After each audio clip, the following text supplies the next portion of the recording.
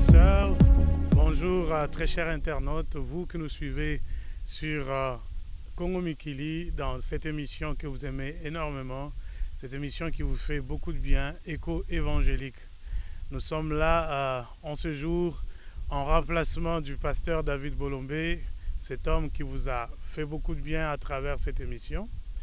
Nous sommes là non seulement comme présentateurs, mais aussi comme messagers pour vous apporter une édification dans le cadre de messages que Dieu vous transmet à travers l'émission Écho évangélique sur Congo Mikili. En ce jour, nous avons eu à cœur de partager avec vous ce qui devrait être l'essentiel des rencontres chrétiennes, ce qui devait être l'essentiel de chaque réunion d'enfants de Dieu, de chaque assemblée. Dans une réunion de prière, dans un culte, dans une église locale ou dans une conférence, ou quelle que soit une rencontre chrétienne, il y en a qui, tout en étant ensemble dans un lieu physique, je dirais, il y en a qui bénéficient d'une certaine présence divine et d'autres non. Il y en a qui se diraient « Ah, aujourd'hui j'étais à l'église, mais je me suis posé la question de savoir qu'est-ce que je suis venu faire à l'église ?» J'ai comme l'impression que j'ai passé 2 heures sans avoir reçu quelque chose. J'ai comme l'impression d'avoir passé minimum 2 heures dans un culte. Je m'ennuyais. Nous avons aussi entendu des intervenants qui se posaient la question de savoir. J'avais comme l'impression d'être seul pendant que j'officiais la réunion, où j'adorais, où je servais le Seigneur. Et le peuple était là, comme s'il n'était pas présent, comme s'il était ailleurs. Il est vrai aussi que si nous nous regardons nous-mêmes en tant que chrétiens et serviteurs de Dieu en ce 21e siècle, dans nos assemblées de réveil des églises pentecôtistes, aussi des églises qui se réclamaient évangéliques, il est vrai donc qu'il y a quelque chose qui a changé. Les rencontres chrétiennes ne revêtent plus de la même présence divine comme il y a quelques années. Et nous nous sommes penchés sur cette question. Nous avons cherché avec la parole de Dieu quelles pourraient être des pistes de solution à cette situation. Je lirai avec nous Jean chapitre 12 à partir du verset 17. Tous ceux qui étaient avec Jésus quand il avait appelé Lazare à sortir du tombeau et l'avait ressuscité, lui rendaient témoignage. C'est aussi la raison pour laquelle la foule vint à sa rencontre parce qu'elle avait appris qu'il avait fait ce signe miraculeux. Verset 19, les pharisiens se dirent donc les uns aux autres, « Vous voyez que vous ne gagnez rien. Voici que tout le monde se met à le suivre. » Il y avait des non-juifs parmi ceux qui étaient montés pour adorer pendant la fête.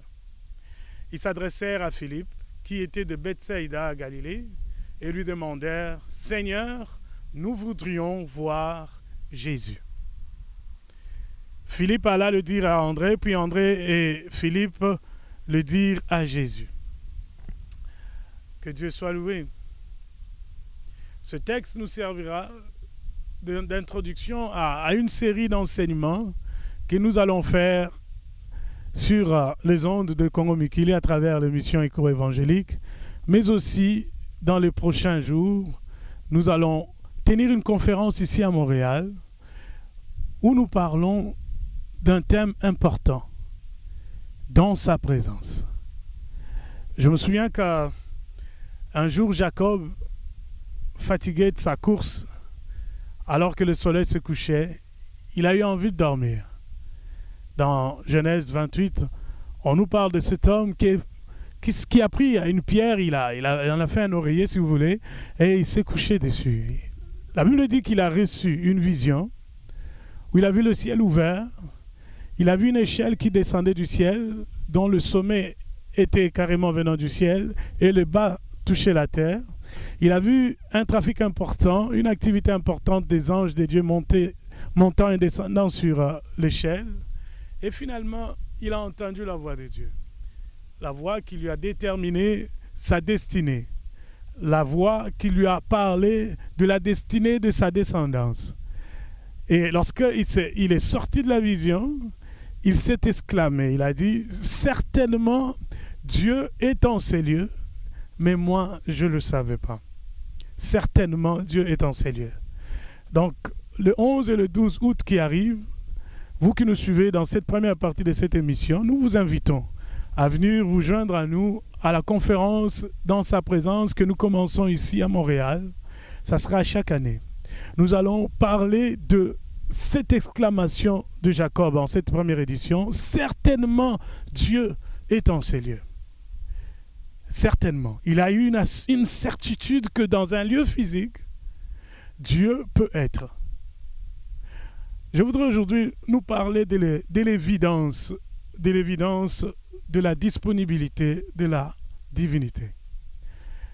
Parce que lorsque Jacob s'est réveillé et qu'il a dit que certainement Dieu est en ces lieux, il a érigé un monument. Il a dit, ici est la porte du ciel, cet endroit sera appelé Beth-El.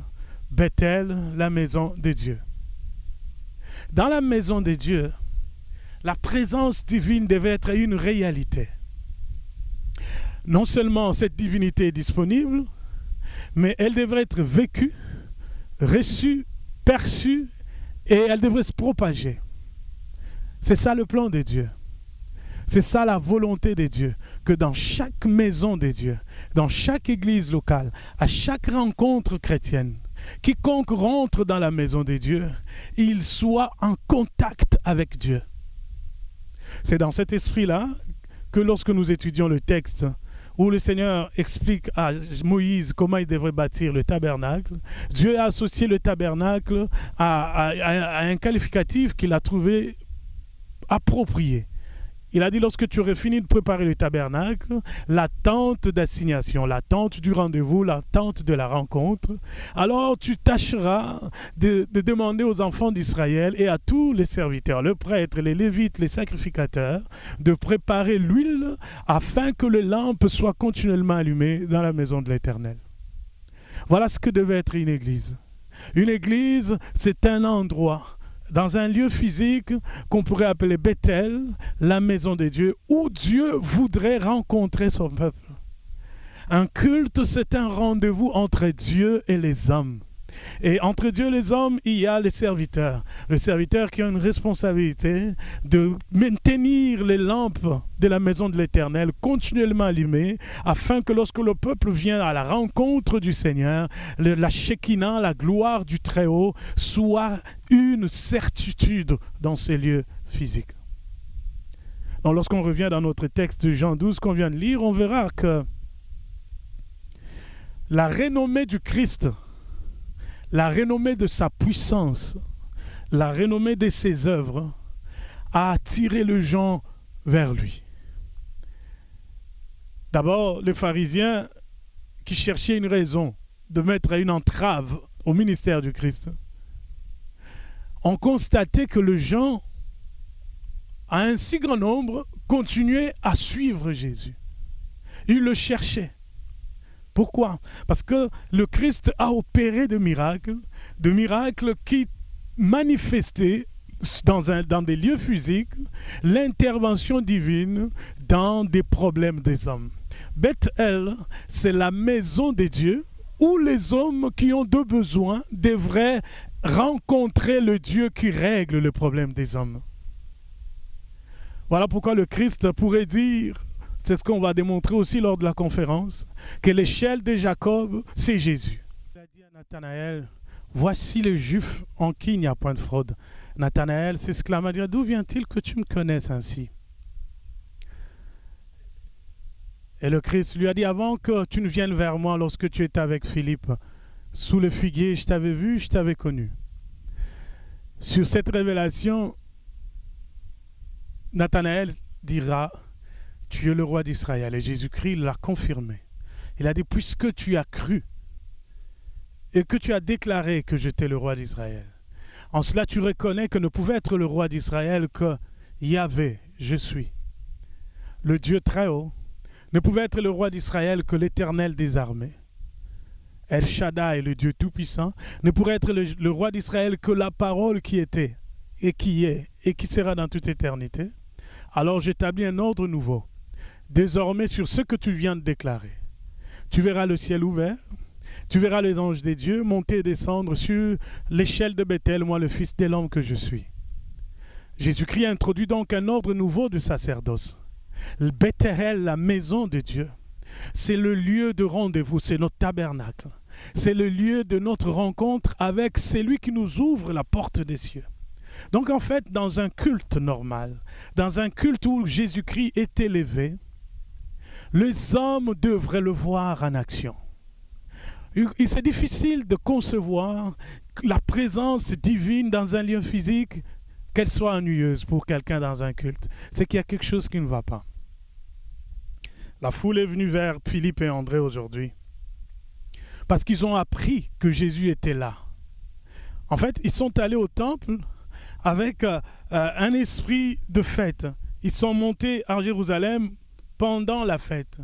Les non-juifs, les gens qui n'avaient pas connu la Torah, qui n'avaient pas connu la loi, mais qui ont connu le Dieu d'Israël. Ils ont épuisé la doctrine du Dieu d'Israël et ils sont venus. Ils sont venus pour la fête. Ils sont montés au temple. J'imagine qu'au temple, il y avait des rituels. Il y avait une cérémonie. Il y avait des façons de faire les choses.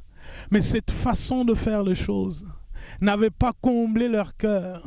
Si bien que quand ils ont appris qu'il y a une foule qui suit un homme qui venait de ressusciter Lazare, tous ceux-là qui avaient suivi Jésus depuis le jour où il avait ressuscité Lazare, ceux qui étaient présents à la manifestation de la puissance de la divinité face à la mort, cette puissance qui transcende toutes les limites de l'humanité, ceux-là donc ont rendu témoignage que le Christ est réel, il est réellement la porte du ciel, ont inspiré la soif de ces non-juifs qui ont dit à Philippe, nous voudrions voir Jésus.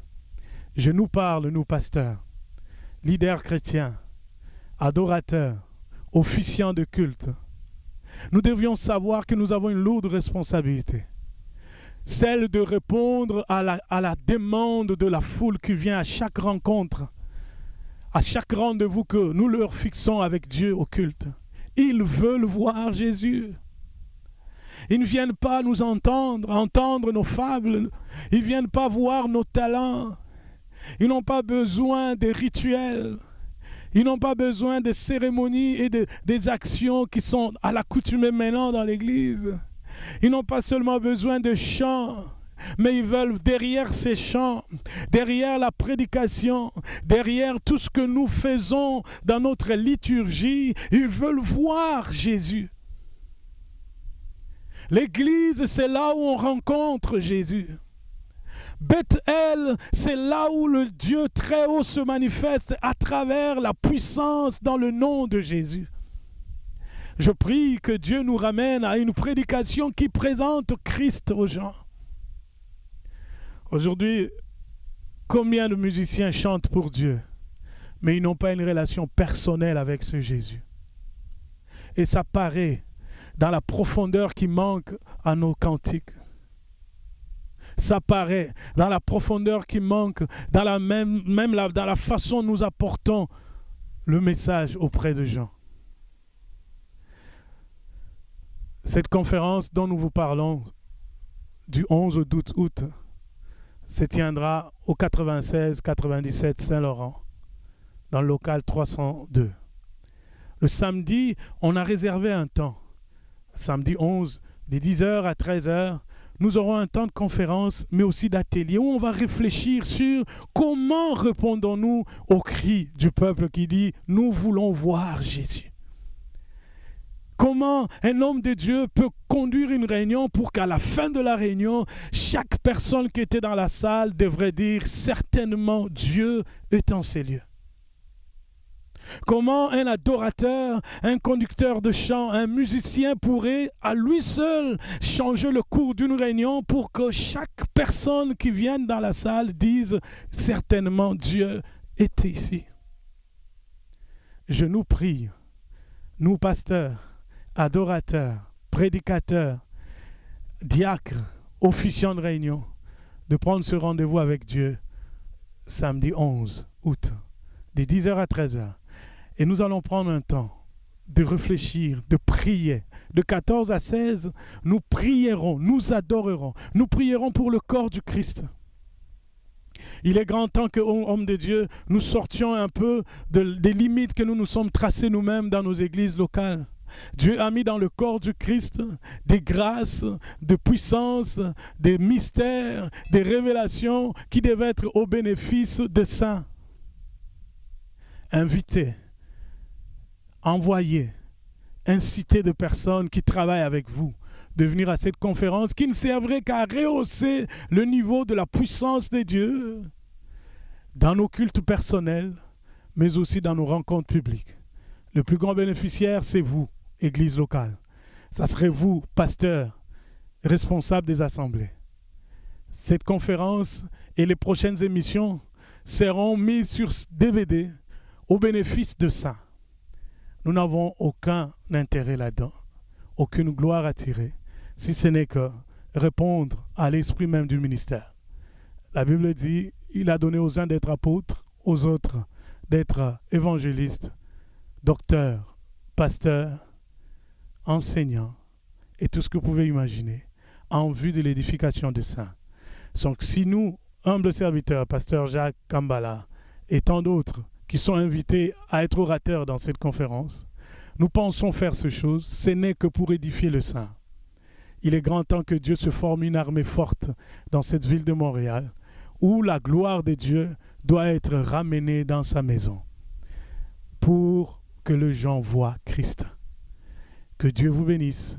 C'était donc là, Écho évangélique sur les ondes de Congo Mikili. Merci à vous tous qui nous suivez et à vous tous qui allez répercuter ce message auprès des vôtres. Que Dieu vous bénisse.